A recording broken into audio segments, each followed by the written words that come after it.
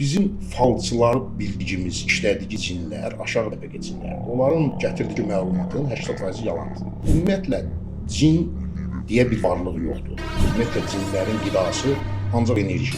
Bütün peyğəmbərlər magiyadan xəbər olur. Cəmiyyətimizə baxırıq, sosial çürümə gedir.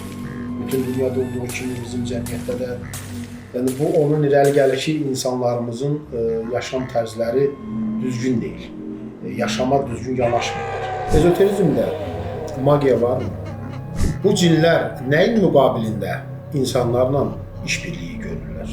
Onlar Allahı qəbul eləmirsə, cini necə qəbul eləsin? Bağlı bir otaqda baş verir, külək, qab düşür, sınır, nə bilim, kitab düşür. Yəni, onların gəlişi çox möhtəşəm olur. Ümumiyyətlə, qadınlara maraqlıdırlar, qadınlar yaşayırlar. Kişilər yox, kişilər həmişə əngəl törədirlər. İnsanı cinlərdən fərqləndirən odur ki, insan heç vaxt ölmür.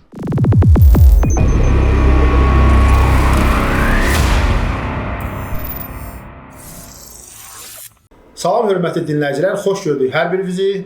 Bugün də maraqlı verilişlərimizdən biridir. Söz verirəm ki, sizi düşündürən, sizin qarşınızda sual kimi duran bir çox məsələlərə bu verilişimizdə cavab tapacağıq. Bugünkü verilişimiz çox rəngarəng, çox maraqlı, çox dərin elmə sahib bir şəxsdir. Özünə sonuncu şaman deyir. Adı isə Rəşad müəllimdir. Rəşad müəllim, xoş gördük. Xoş gördük. Xoş gəlmisiniz efirimizə, dəvətimizi qəbul elədiyiniz üçün sizə təşəkkür edirəm. Çox sağ olun, Ülvi bəy. Deməli, hörmətli dinləyicilərimiz, gördüyünüz kimi bizim qonağımız sonuncu şaman, yəni Rəşad müəllimdir. Rəşad müəllimin təkidi ilə üzünün görsənməməsini istəyir və bu baxımdan da bizim verilişimiz hazırda bu formada davam edəcək. Ona görə anlayışla qarşılayacağınızı ümid edirəm. İlk öncə ənənəvi olaraq istərdim ki, siz özünüzü tanıdasınız, özünüzü cəmiyyətə təqdim edəsiniz. Buyurun Rəşad bəy. Mən Rəşad Şahlarlı, ali təhsilliyəm. Yəni, ezoterizm adamıyam bir sözlə. Yəni, bu ezoterizmə gəlməyimdə, ümumiyyətlə ezoterizm təsadüfi yoxdur, bu təsadüfdür gəlməyim. Yəni, özümə də şaman deyirəm. Yəni, Azərbaycanlı şaman. Çox gözəl. Davam edək. Əgər yekunlaşdırdıqsa, biz suallarımızla davam etmək istərdim. Şamanlığı bəzən din, bəzən isə mənəvi praktika kimi təsvir edirlər. Sizcə şamanlığın mahiyyəti nədir? Və onu digər inanclardan fərqləndirən əsas cəhətlər hansılardır? Şamanlıq, mənim bildiyimə görə kitablarda bir din kimi qələmə verilsə də, şamanlıq dindir. Ümumiyyətlə, şamanlıq müəllimdən tələbiyə ötürülərək ənənədir. Ənənə o saxlanılır, həmin ənənə. Əsasən də şaman qəbilənin başçısına kahinlər deyirlər.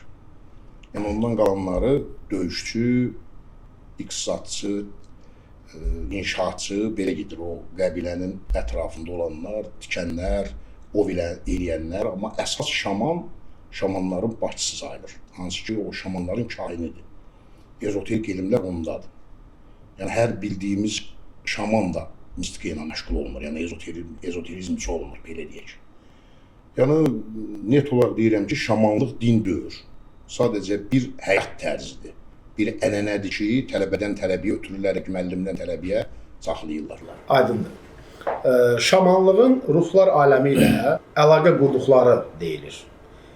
Bu doğrudurmu? Doğrudursa, bu hansı formada baş verir? Ümumiyyətlə, şamanların elə özəlliyi, onları seçən, başqa qurumlardan seçən, elə onların ruhlarla və varlıqlarla işləməsidir. Onlar ruhları və başqa varlıqları xəstəyə şəfa verəndə dəvət edib, onlardan o xəstə haqqında məlumat alıb, onu necə sağaltmaq barəsində yollar axtaranda dəvət edirlər. Ruhları da, varlıqları da. Tamam, Rəşad bəy. Ezoterizm nədir? Ezoterizm ümumiyyətlə bütün səmavi elmlərin toplumudur. Yəni, ezoterizm içində havasda ezoterizm gedir, kabalada ezoterizm gedir. Hansı elmlərin ki, müəyyən faizi kütləyə açıqdır, böyük faizi kütləyə açıqdır, o elm ezoterikdir, ezoterik elmdir. Ümumiyyətlə, ezoterizm sözünün mənası az insan deməkdir. Az insan? Az insan. Bəli, çox az insan. Çünki ümumiyyətlə kainatın sirridir, bəzi belə elmlər kütləyə açıq olmur. Yəni bunu siz özünüz də gözəl bilirsiniz. Yəni şamanizmin özü də ezoterik bir bilgidir. Yəni ezoterik bir elmdir. Aydındır. Rəşad bəy, sizin bildiyim qədərilə təhsiliniz İdman Akademiyasıdır. İdman Akademiyasından egzoterik bilgilərə tamamilə tərs bir köşə sayılır. Yəni, bəli. Sizi bura gətirən hansı səbəb, hansı amil, hansı hadisə oldu? Çox maraqlıdır. Bir 10 il bundan qabaq arxamca bir şaman gəldi mənim. Yəni sadəcə adi bir tanışlıq kimi tanış olduq. Kafelərdə vaxt keçirdik. Əmlak aldığını söyləmişdi. Belə bir adından yaxınlaşmışdı mənə. Sizdən nə istəyirdi? Obyekt almaq istəyirdi. Yox, əslində sizdən nə istəyirdi? Əslində şaman idi. O istəyirdi ki, mən onun tələbəsi olum. Davamçısı. Sadəcə yaxınlaşmağı necə qurmalıdır, o belə bu. Çünki o belə deyim də, qəfil gəlib üzümə mən belə bir şey deyirsə, mən onu ciddi qəbul eləməzdim ümumiyyətlə. Tamam. Növbəti suala keçmək istərdim. Ezoterizm baxışı altında cinlərə münasibətiniz necədir? Ezoterizmin cinlərə baxışı ilə dinlərin cinlərə baxışı çox fərqlidir, həddindən artıq. Misal üçün, məsələn, mən çox kitab oxuyan deyirəm, amma dostlarım mənə İmam Əl-Suiti deyilən bir İslam alimi var, Əhl-Sünnə alimidir. Demək, onun Cinlər Aləmi adında bir kitabı var. Hədislərdən bütün yığılma kitabıdır. Yəni hədislərdə cinlər haqqında nə keçir, hamısını toplayıb Cinlər Aləmi deyə bir kitab yaradıb. Onun mən elə belə vərəqlədim. Yəni ki, o kitabda mən cinlər haqqında hədislərdə elə şey gördüm ki, yəni onu belə ən ağılsız adamın qabağına qoyulsa, biraz həqiqətən inandırıcı görünmür. Məsələn, cinlər sümük yeyir, cinlər mal təzə yeyir, nə bilim, belə absurd şeylər var. Və yaxud filan kəs gəldi Ömərə radiyallahu dedi ki, mənim buğdam uğurlanır. O da dedi ki, onu cinlər uğurlayır, get filan ayını oxu. Yəni cinlərin buğda uğurlanmasına düz onlarda elə bir xüsusiyyət, elə bir tərz var, amma indi buğdanı uğurlamağa onların heç bir ehtiyacı yoxdur. Aydındır. Ezoterizm deyir ki, üzr istəyirəm. Ezoterizm deyir ki, cinlər lətif varlıqdır, yəni ümumiyyətlə onlar energetik varlıqdır, onların qidası enerjidir. Məsələn, desələr ki, bir xəzinə var, yerin altında xəzinə var, onu cinlər qoruyur, bu məntiqə daha uyğundur ki, onun qanması, onun enerjisi cinlər üçün qida ola bilər. Ümumiyyətlə, cinlərin qidası ancaq enerjidir. Aydındır. Çox gözəl mövzuya toxundunuz. Cinləri siz danışdığınızdan belə bəlli olur ki, cinləri yaxından tanıyırsınız. Hər halda. Tamam, onda biraz cinlər barədə açıqlama, biraz dərin araşdırma söyləməyinizi sizdən xahiş edərdim. Məsələn, cinlər nədir, nə ilə qidalanır, insanlarla ortaq cəhətləri nədir, insanlardan almaq istədikləri nəsə varmı, insanların həyatları onlar üçün nə dərəcədə maraqlıdır, bəzən deyirlər cin bədənə girdi, cin musallat oldu. Yəni insanlarla onların özlərinin bu sualı mən öncəki verilişimizdə Vüsal Merdiniyə də vermişdim. Bunu sizə də ünvanlamaq istərdim ki, cinlərlə insanlar arasında hansı münasibət forması var? Buyurun. Ümumiyyətlə, cinlər bizdən, dinlər deyir 5000 il, amma bizdən əslində qalsa milyon illərdən qabaq yaranmış bir varlıqdır. Yəni ezoterizm bunu belə deyir. Yəni konkret olaraq bizdən çox savadlı və çox ağıllıdırlar. Söhbət cinin aşağı təbəqəsindən getmir. Məsələn, dinlərdə ümumiyyətlə mən görməmişəm ki, kimsə cinlər barəsində danışanda cinləri təbəqəyə bölsünlər. Ümumiyyətlə, cin deyə bir varlıq yoxdur. Cin sözü ərəb sözdür, əl-cinnə sözü şəffaf deməkdir. Yəni elə bir varlıq yoxdur əslinə qalsa. Cinlərin özünün sadəcə gözə görünməz varlıqlar var. Hamısı ayrı-ayrı türlərdir. Məsələn, onun içində məridləri var, onun içində suryanilər var. Hamısı ayrı-ayrı varlıqlar var. Bu məridlər, suryanilər dedikdə siz onları necə ayrım edirsiniz? Formalarına mı görə dəyişir, yoxsa əqidələrinə mi görə dəyişir? Formalarına görə dəyişir, onların elminə görə dəyişir. Ümumiyyətlə, üç hərflərin arasında, yəni cinlərin arasında müharibələr belə olur, onların müharibələri bir elm üstündə olur. Yəni bizdə insanlar nə üstündə müharibə edir? Torpaq üstündə, vətən üstündə. Onlarda da elm üstündə müharibələr gedir. Ümumiyyətlə, məsələn, din insanlarının çoxunun toxunmadığı, bəlkə də bilmədiyi bir şey var ki, cinlər 3 qismə bölünür ümumiyyətlə, təbəqə olaraq. Var aşağı təbəqə cinlər, orta təbəqə və yuxarı təbəqə cinlər. bizim falçıları bildiyimiz, işlədiyi cinlər aşağı təbəqə cinlərdir. Onların gətirdiyi məlumatın 80% yalandır. Çünki onların özünə maraqlıdır yalan danışmaq. Səni aldatmaq onlara maraqlıdır ki, sən depressiyaya düşəsən, ondan qidalansın, o enerjidən sən biraz əsəbləşəsən. Çünki bizim emosiyalarımız onlar üçün bir qidadır. Yəni orasını da deyim. Amma bir də var orta, məsələn, mərdlər orta təbəqə cinlər. Onlar elm almaq olar, hansısa kəşf almaq olar onlardan belə. Məsələn, nəyisə almaq olar, amma nəyinsə qarşılığında. Yəni onlar belə boşu-boşuna heç kim elm verməzlər. Özlərinə təhlükə yaranmayan bir elmi rahat formada onlardan almaq olar. Sonra qalır lap yüksək səviyyəli yəni təbəqə cinlər, hansı ki onlarla çox böyük kahinlər, şamanlar işləyir. Onlar belə deyim də, hətta onların limiti var. Məsələn, ayda 2 dəfə dəvət edə bilərsən onları. Məsələn, bu biri qüvvələri, məsələn, həftənin günləri var. O günlərdə dəvət edə bilirsən. Yəni dəvət olunma qaydaları var. Amma iminli elə təbəqələr var ki, onlara ayda 2 dəfə dəvət edə bilərsən. Yəni o insan üst təbəqələrə aiddir. Bəli, üst təbəqələr, onlardakı çox, onlar mələklərə belə deyim də, elə bir mən bəzən onların bəzilərini iradəli mələk deyirəm. Onların çünki çox güclü elmləri var, həddindən artıq güclü elmləri var. Suallar şaxələnir. Şaxələnir və maraq doğuran məndə bəzi məqamlar ortaya çıxır. Bu cinlər nəyin müqabilində insanlarla işbirliyi görürlər? Məsələn, çox xırda şeylər. Düz indi insanlar bəzən orada belə fikirlər haçalanır. İnsanlar deyir ki, bəs onlara qurban verməlisən, belə elə. Mən şəxsən o şeylərin hələ rastına çıxmamışam. Adi bir qoxu, bir parfum, nə bilim, belə deyək də, bir adi bir qoxu olar, səndən onu istəyə bilərlər. Yəni onların əl çatanlığı yoxdurmu? Onlar özləri onu təmin edə bilmirlər. İstəsələr eləyərlər, amma o insanın əli ilə onlara onun gəlməsi o bir özəldir də. Məsələn, sən bir dostluğa bir iş gördürürsən, xahiş edirsən, o deyirsə, bu səni gidində bir hədiyyə aparırsan. Özdə onların elə təbəqəsi var ki, onlar işi görür, sonra alır. Deyir ki, bunu mən eləyirəm sənin üçün. Sonra da sən bunu mənə verərsən. Amma sən də verməlisən də. Yəni, o tərəfi aydındır. Alış-veriş tərəfi aydındır.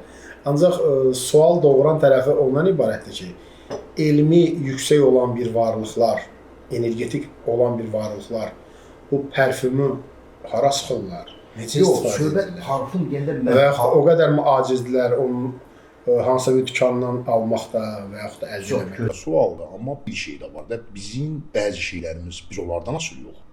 Onlar da bəzi şeylərdir. Mən onları bilmək istəyirəm ki, yəni bu hansı sahələrdə biz onlardan asılıyıq? Təbəqə olaraq elə təbəqə cinlər var ki, onlar onu özü eləyə bilirlər.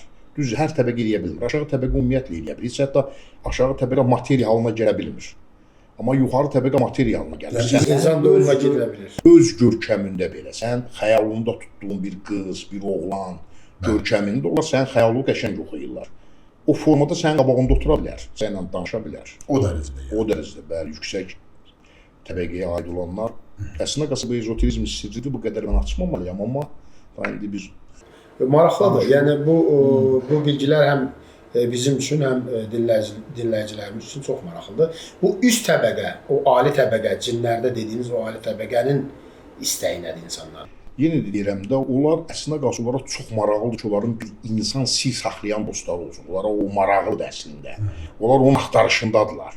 Amma hər insan da sir saxlaya bilmir axı. Məsələn, elə bir şeylər görə bilərsən ki, məsələn, mən bilirəm ki, bəlkə də eşitməmisiniz. Bunu çox adam bilmir. Məsələn, yüksək təbəqəli cinlərin pul materiya elədiklərini eşitmirsən?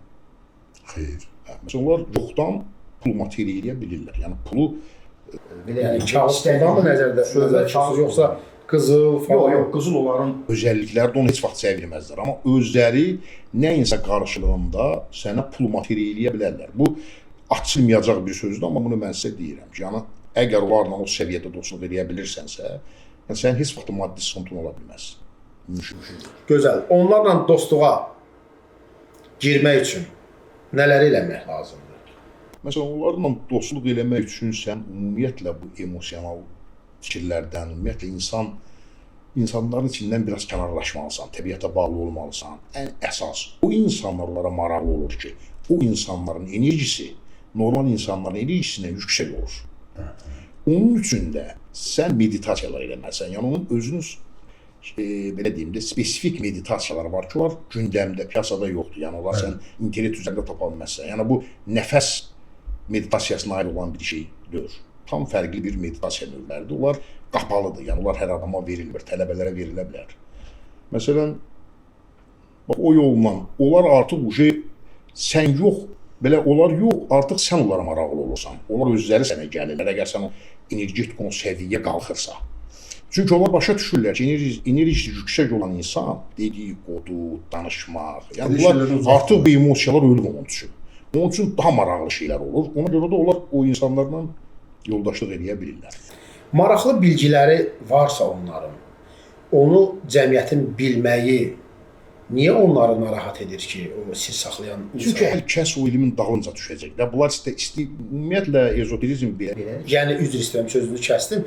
Hər kəs o elmin dalından düşəcək dərkən, yəni o elmin dalından düşən adam o ali təbəqədə olan cinlərin bacarıqlarını qazana bilirlərmi? Ondan mı qorxurlar? Hər kəs mümkün deyil, amma bizən ümumiyyətlə bunlara maraqlıdır ki, az insan bilsin bunların elmin ümumiyyətlə. Başım az insanlarla yəni əlaqədə olsunlar. Amma düzgün də, yəni hansı ki, dedim, emosiyaları olmayan, yəni hansı ki, emosiyalara tabi olmayan bir insanla. Yəni bu əlbəttə ki, olar. Məsələn, elə bir elm var ki, məsələn, onlarda elə bir şey var ki, onu soruşursan, mən bilirəm ki, bilirlər, amma vermirlər. Çünki özlərə təhlükə görürlər bəzən. Ona görə də Aydındır. Çox maraqlı bayaqlar bir fikir söylədiniz ki, cinlər insan enerjisindən qidalanırlar. İnsan enerjisindən başqa nə ilə qidalanır? İnsan enerjisi ilə yox. Yəni emosional enerji. Məsələn, biz əsəbləşirik. Bunun özü biz əgər o enerji görən açığı ilə baxsın, biz əsəbləşəndə, üzr istəyirəm, bir cins akt olanda, bizim havaya buraxdığımız enerji görsün, biz dumanın içində bitirik. Tüstünün içində itirik. Bax, o tüstü onlar üçün qidadır. Qidadır. Çox gözəl. Siz bu... Yəni, bunların qidası çox da, bir növdə budur. Aydındır. Əsas onların qida rasionu enerjidir. Enerjidir, bəli. Düzmü başa düşürsünüz? Bəli. Siz bunu dedikdə, mən dərhal mənim fikrimə bir multfilm gəldi, yəni cizgi filmi. Bu Korporasiya Monster adı altında bir cizgi filmi var. Əcaib varlıqlardır. Axşamlar gedirlər körpə uşaqların evlərinə, məsələn, çıxırlar onların otağına girirlər. Otaqda uşaqlar bunları görür, qışqırırlar. Qışqıranda onların səsindən, qorxularından bunlar enerji yığıb qayıdırlar. Yəni bu o deməkdir ki, bizim gündəmdə olan cizgi filmlərimizdə belə şuuraltı bizə mesajlar göndərirlər. Bunu belə qəbul eləmək olar.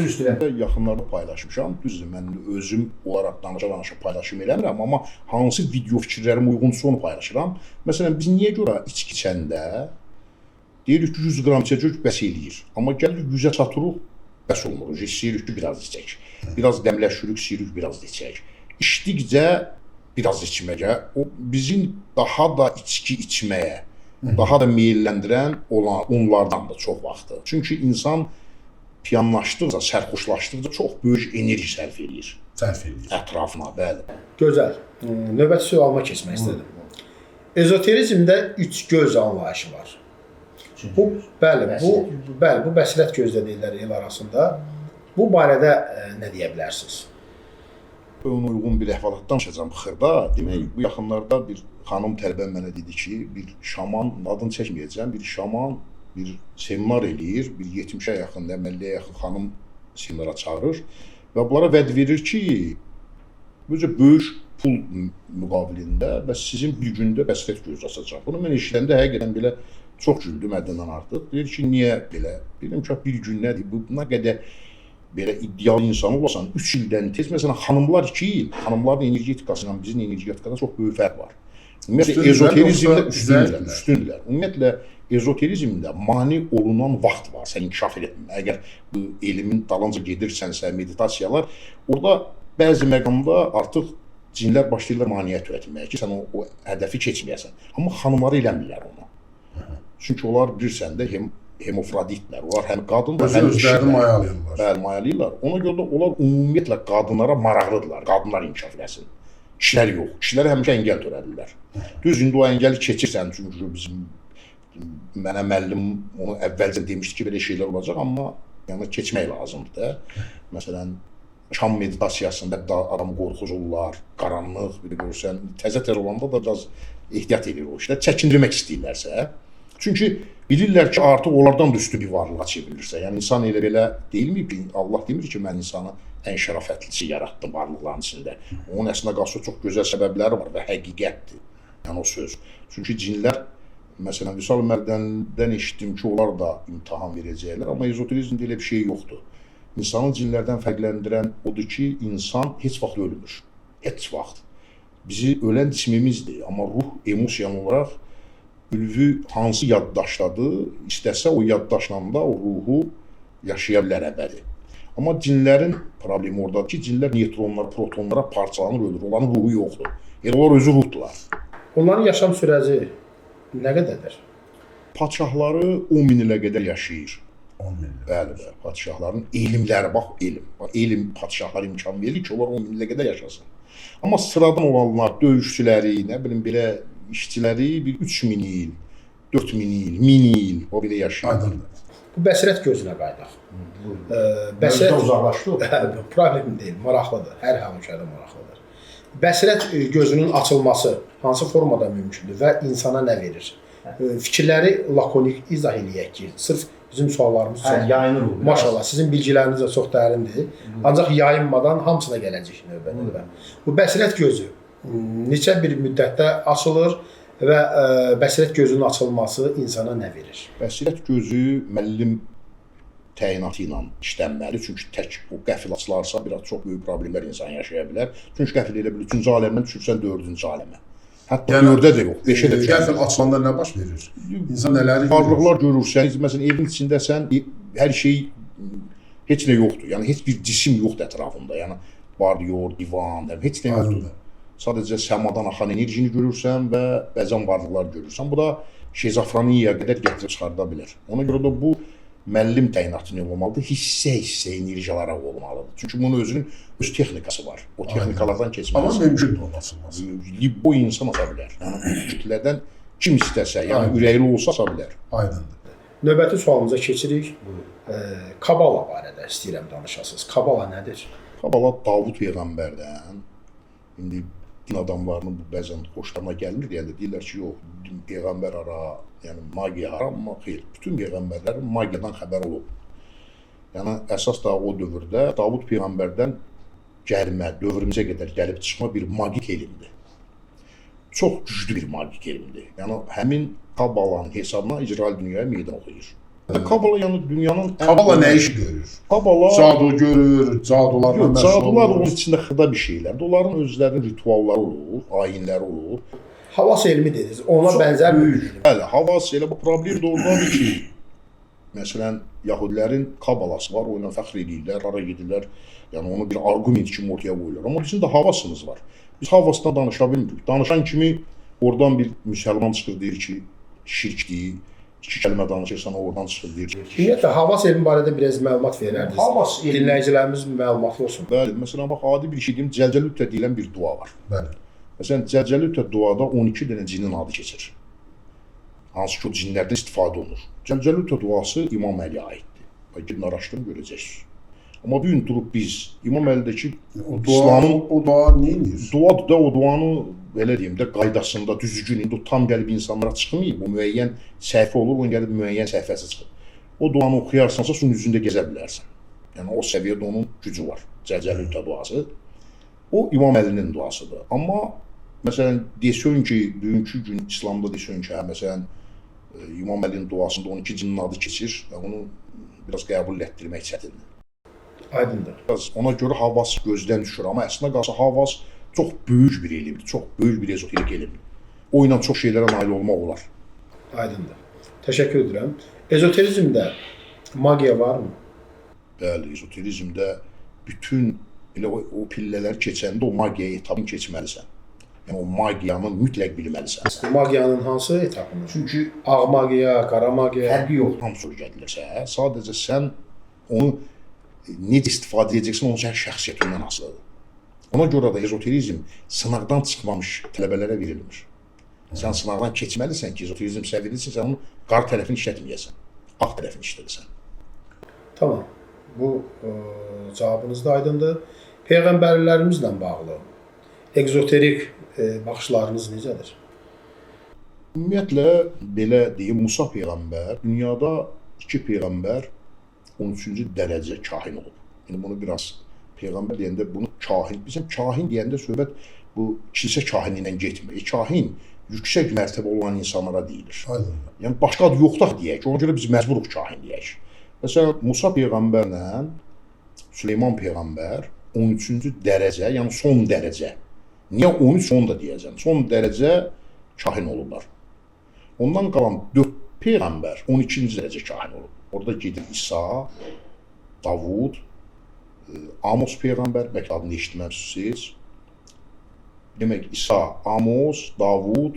O hansı elmin dərəcələridir ki, siz sayırsınız ki, Bu- 12-ci dərəcə? Bu həm şamanizm də var, həm kabalizm də var. Yəni, yahudilər bunu belə, yəni, Belə şərh edirlər Bəli, ki, belə şərh edirlər. həmən peyğəmbərlər kabalizmdə 12-ci dərəcə kahindir. Bəli. Tək kabalizmdə Bunun yox, üst səviyyəsi ezoterizmdə. Ezoterizmdə 13-cü bu dərəcə. 13-cü dərəcə. Bəli, bəli. 2 13-cü dərəcə olub, 4 ya 3 dənə də peyğəmbərimiz 12-ci dərəcə olub. Onlardan da biri İsa peyğəmbərdir. Yəni İsa peyğəmbər çox böyük ezoterik peyğəmbər olub. Yəni ki, həqiqətən Bu ezoterizmin məktəbi varmı ümumiyyətlə? var, bəli, var. Bu hardadır, necə yararlanırlar, hansı formada Rusiyada baxırlar? var, Amerikada var, İsraildə var. Orada hər adamı götürmürlər. Biraz fərqli ruha sahib olan insanları götürürlər, amma var. Aydındır, çox gözəl. Biraz da istəyərdim köhnə sivilizasiya barədə danışasınız. Köhnə sivilizasiya, məsələn, başlayır qədimilərdən, heç bunun adı yoxdur heç bir yerdə. Qədimilər var, titanlar var, ondan sonra atlantlar var. Yəni, çoxlu sivilizasiyalar məhv olub, amma bizlərdən çox, Yer üzündən olublar. bəli, bizlərdən çox yüksək səviyyədə olub olar. Məsələn, adi bir şey deyim sizə, bunu heç bir kitabda rastlaşa bilməzsən, bu varlıqlardan alınma bir sözdür. Bunu mən müəllimimdən eşitmişəm. Məsələn, piramidalar fironlar ona hamısı firon, elm onu fironlarla bağlayır. Amma qəti onun fironlara heç bir aidiyyəti yoxdur. Piramidalar Atlantlardan qalma mirasdır. Onlar nə iş görürdülər? Onların enerji mərkəzidir ora. Məsələn, sən gedib meditasiyanı eləyərsən bu otaqda, Bəli. onun təsiri 30% olar. Amma gedib belə bir energetik bir yerdə eləyərsən 100% olar. Yəni, piramida energetik alanlardır, yəni mərkəzlərdir. Aydındır.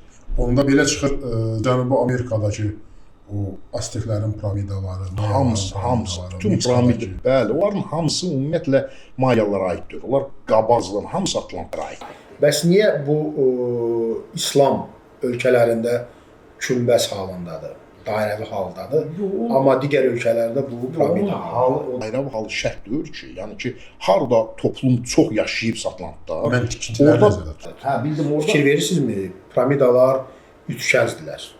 Bəli. Amma İslam ölkələrində baxırsınız, məscidlərin damları hamısı dairəvi, O başqa şey. kümbəzlər formasında. O başqa Oradan da Yox, yəni mən piramidalardan danışıram. Mən üçkünclərdən danışıram. bununla əlaqəsi yoxdurmu? Yox, onu bilmirəm. Söhbət üçkünclərdən Buyurun. gedir, piramidadan gedir. Onların bax bir dənə maraqlı orasında da külvi müəllim var. Buyurun. o necə tikilib, bax indi onu bir şərh verəcəm. Bu həqiqətən varlıqlardan alınma bir məlumatdır, düzdür. Biraz inandırıcı görünmür, amma araşdırsaq bəlkə də açansı inanacaqsınız ona. Toplum olaraq Atlantların xəyal gücü ilə yaradılıb piramidalar. Ümumiyyətlə bir özümüzə sual verirsiniz ki, bax biz cismani olaraq yaşayırıq. Xəyalın bizə nə aidiyyəti var? Yəni bizə verilən xəyal bina tikmək üçündür və yaxud xəyal qurub onu nəyisə eləmək üçündür. Yox, əslində qalsa əvvəlki sivilizasiyada xəyallar çox böyük enerjiyə sahib olub.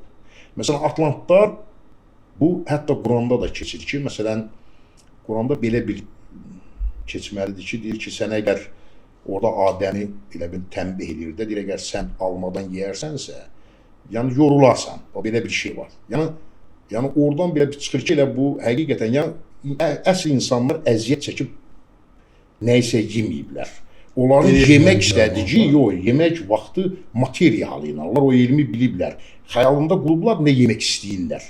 Onu materializasiya. Bəli, materiya halına gəlib yəni stolun üstündə olub onu yeyiblər. Bu Yəni bizim xəyal gücü həyatlarımızda var. bəli var, amma Sehirli boxçalar var idi, asılırdı istədiyi yeməklər o boxçadan çıxırdı. bəli var. Yəni yenə gəlirik.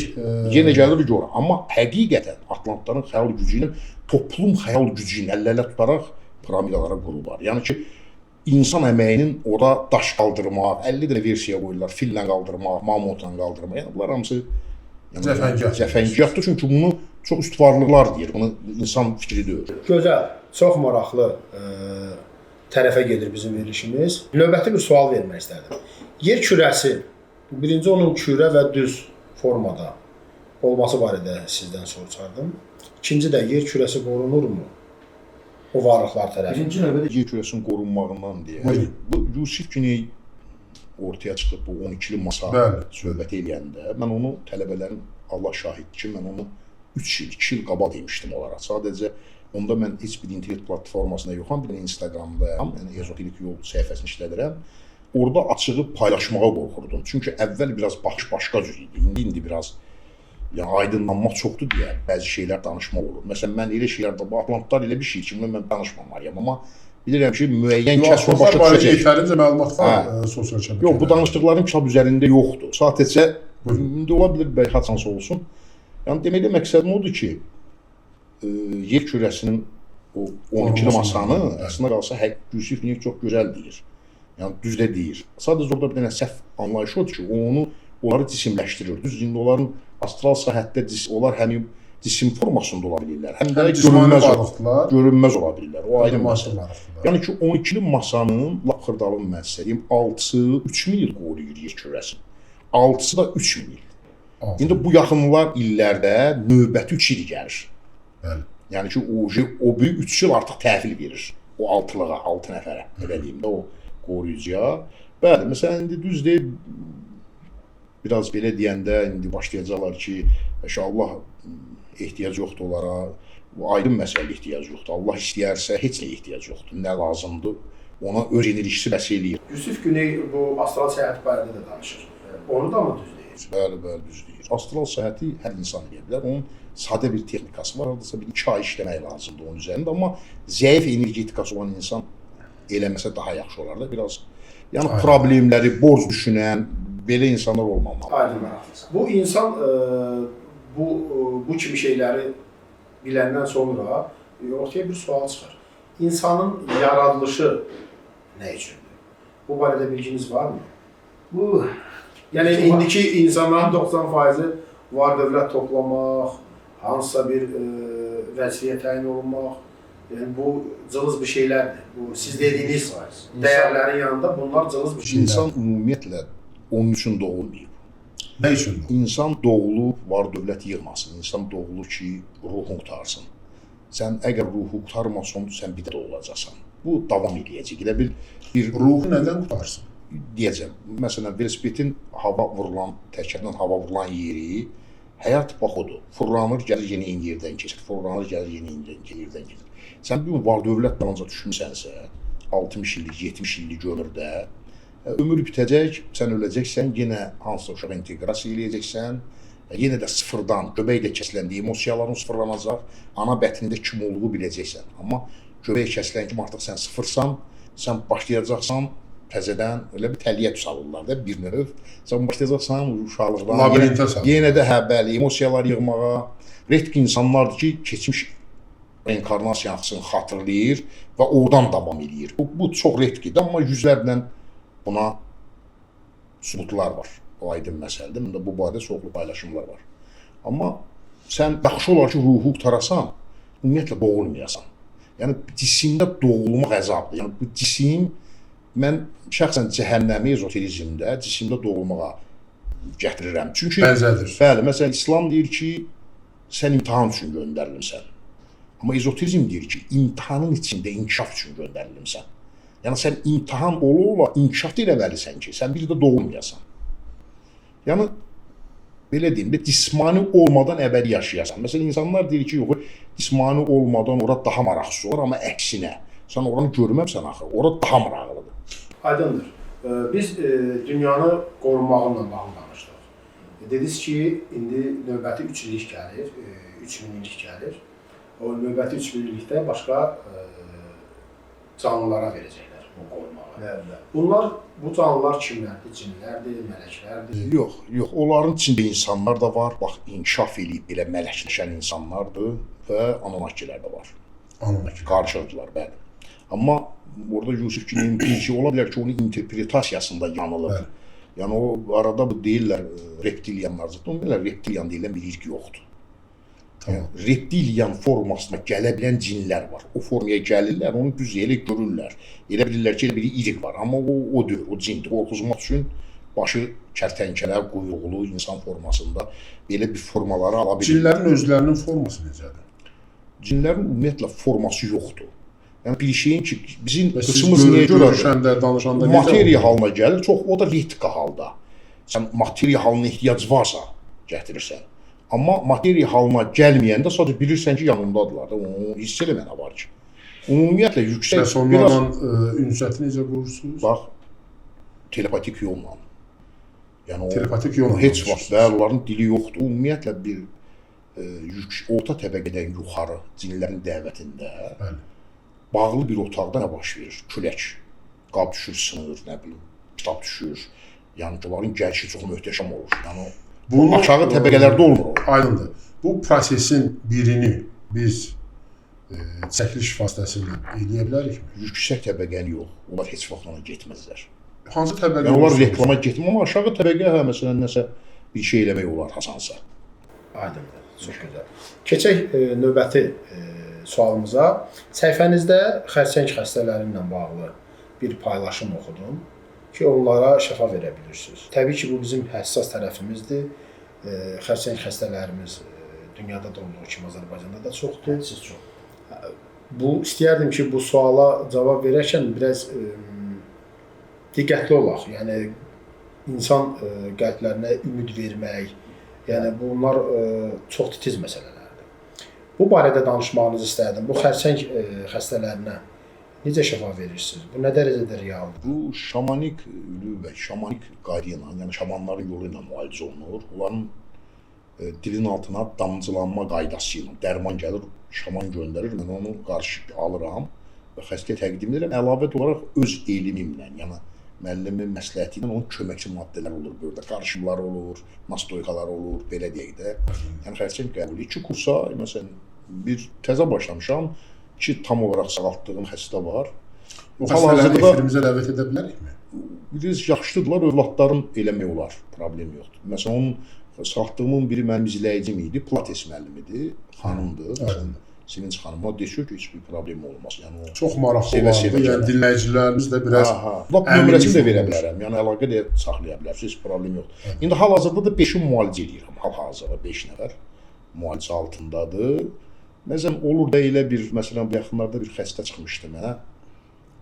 Mən xəstə ilə tanış olanda artıq onun qarnından 14 litr su çəkmişdilər. Qaraciyər iflas idi, bəli. Əslində qalsın, o xərçəng eləməmişdi, bu sirroz idi, sirroz çevirmişdi xərçəngə.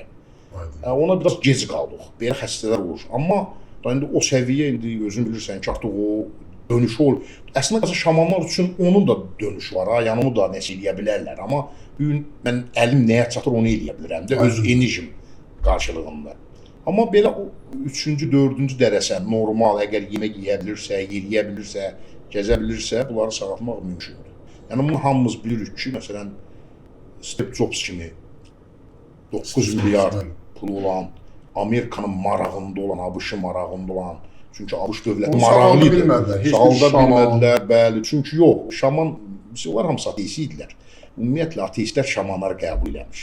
Bir qəbilə kimi qəbul edirlər. Onların elmin qəbul eləmir. Bilirsiniz, Məsələn, bir insan ölmə doğru gedən adam saman söpündən də yaxşı. yox, onlar eləmirlər də. Məsələn, Onlar Allahı qəbul eləmirsə, o cini necə qəbul eləsin və yaxud ruhu necə qəbul etsin? Gözəl məqama gəldik. Allahı qəbul edirsinizmi? Bu sualın birinci tərəfi. Allah varmı sualına necə cavab verərsiniz? Bir də bütün bu varlıqlar barədə danışırıq. Bunların hamısının yaradıcısı Allah'tırmı? Bu barədə bilgiləriniz Gözəl sualdır. Birinci, ümumiyyətlə Allahı qəbul eləmək varlıqlarla, varlıqlar başa düşən, varlığı görə bilən insanlar Allahı daha gözəl qəbul edirlər. Çünki bir var insan görməyə, vəhmlə sevək ki, hardasa deyirlər, hə, demək var, deyirlərsə demək var. Bu boyda alim yalan danışa bilməz ki, bu hara? Bir də var, sən fakt bilirsən ki, sənin ətrafında bir varlıq var, amma görünmür. Yəni O varlıqlar da mı onu təsdiqləyir Allahın varlığı? Əlbəttə təsdiqləyir, bəli, təsdiqləyir. Onu necə təsvir edirlər? Onlar onu təsvir eləmirlər, o qədər dərinliyinə getməmişəm, amma sadəcə bir şey deyə bilərəm ki, dinlərdən fərqli olaraq, məsələn, Allahın ərşi 13-cü təbəqədədir. Bunu mən almışam. 13-cü təbəqə. Bəli, bəli. Allahın ərşi. Bunu bir dəfə bir dindarın ilahiyyatçının yanında dedim, biraz əsəbləşdi ki, sən Allahı qəlibləşdirirsən, o nə deyirlər? Yəni məkanlaşdırırsan, onun məkanı yoxdur. Dedim ki, o ərşdən söhbət gedir. Yəni Allahın ərşi ezoterizmə görə.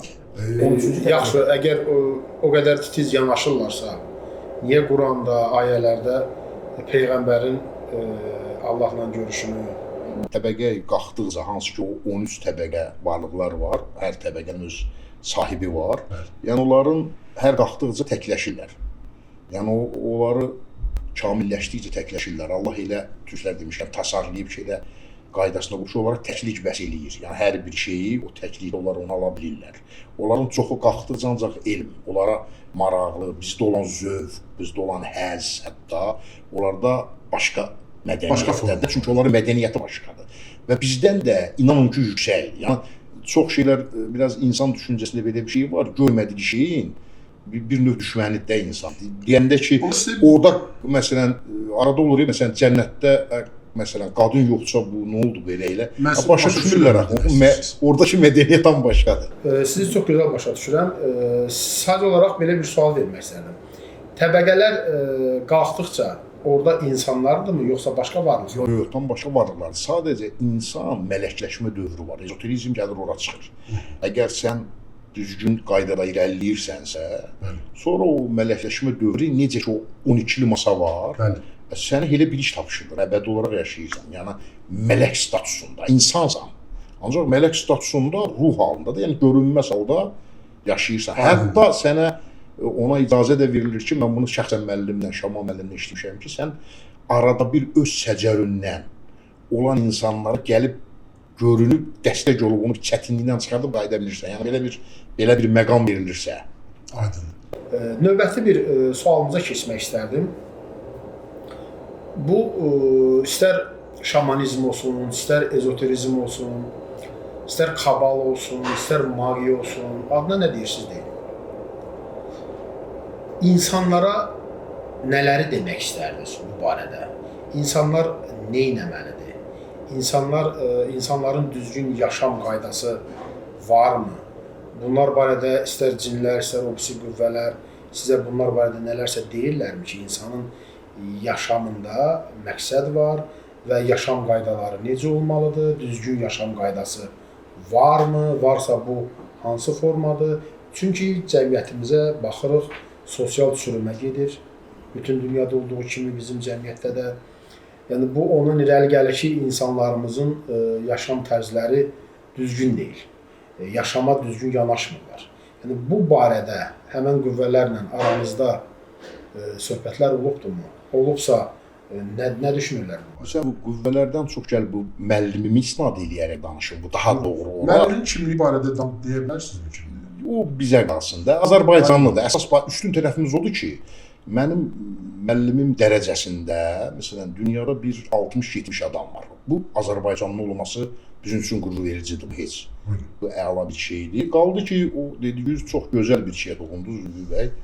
Yəni ümumiyyətlə insan bir şey tövsiyə eləyərəm ki, bax bunu andın içirə bilərəm ki, insan ümumiyyətlə var dövlət yığmağa aludə olmamalıdır. Düzdür, indi qazanmalıdır, yaxşı yaşamaq üçün bunlar vacibdir. Amma insan elə bir matrisadır ki, elə bir düzəldilmişik ki biz nə qədər rahat yaşayırıqsa, bir o qədər tənbəl oluruq. Bu da var.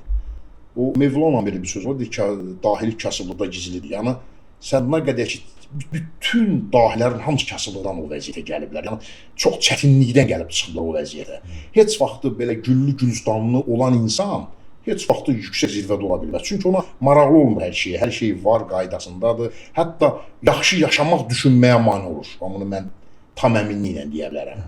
Yəni bunun dalınca getməməlidir. Getməlidir, elm dalınca getməlidir, ruhun qurtarmalıdır. Bu gün gəl, ye, iç, ev, maşın, nə cür yaşayırsan yaşa. Ruhunu necə qutarsın? Bu yolu da Deyəcəm. Yəni 70-80 ildən sonra zaten öləcəksən. Yəni arxaya nə buraxırsan sən?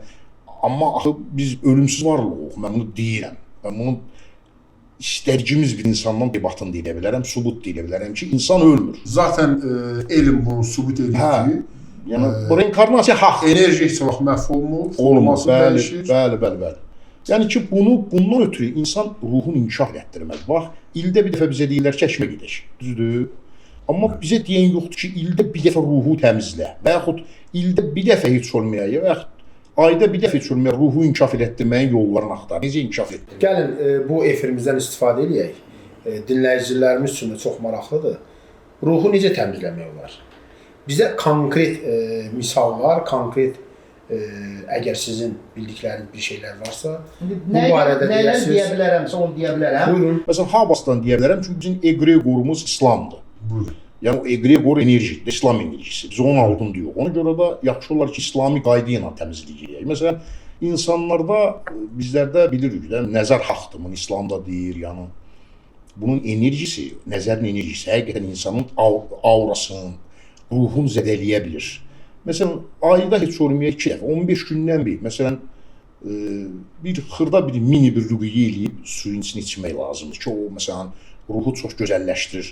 Yəni təmizliyini saxlayır. İndi lazım olsa lap o qaydasını da deyə bilərəm. 1 litr suya yaxın məsafədən alt dodaq suya dəyəcək qədər yaxın.